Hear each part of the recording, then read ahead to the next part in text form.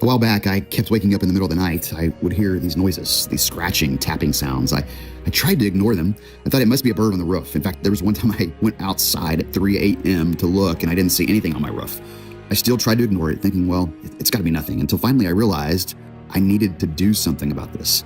I needed to find someone who can help. So I started reaching out, and I found someone who knew what the issue could be. In fact, he was willing to come to my house and get in my attic and see, well, I had mice. He told me what to do, and he was willing to help me, but I had to do my part.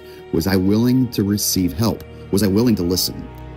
I had to seal off some places outside of my house where mice might be getting in. I had to place some traps outside and inside the house. I had to deal with the mice, and then it seemed like things were getting better, so I kind of let it go for a while. I didn't even think about it until I realized there might be some more I needed to do. I had to go back at it again. I can do my own thing, or I can learn to listen and get help. I feel like this is similar to how things work with us and God and the enemy. Walking with God is possible. You have a loving Father who knows how to help with whatever it is you face. He can guide you and support you, but you have to be willing to go to Him for help. You have to be willing to listen. You have to learn to walk with Him. You have to stay at it and commit to stay in the fight. But what do you assume about the kind of relationship that God the Father wants with you? What kind of Father do you believe you have? Can you imagine any good relationship where there is no communication? What would you think of it if two people said they were good friends but never talked, and yet Jesus calls us His friends?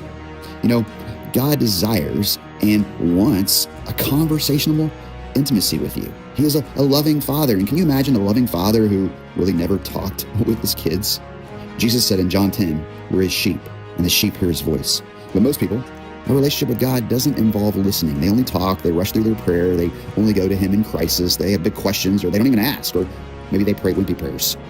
At Survival School Advanced, we wanted you to know the Father wants a relationship with you. Jesus is a friend, and the stories in Scripture are examples, not exceptions. You have to learn to walk with God. You have to want this and pursue this with others, and realize you have an enemy who doesn't want this for you. In fact, the enemy, he wants you to believe a lie that God, He doesn't listen to you or even have time for you. And then you add on to those lies our wounds, or we create barriers to hearing God by not listening to Him, or just by what we allow into our mind.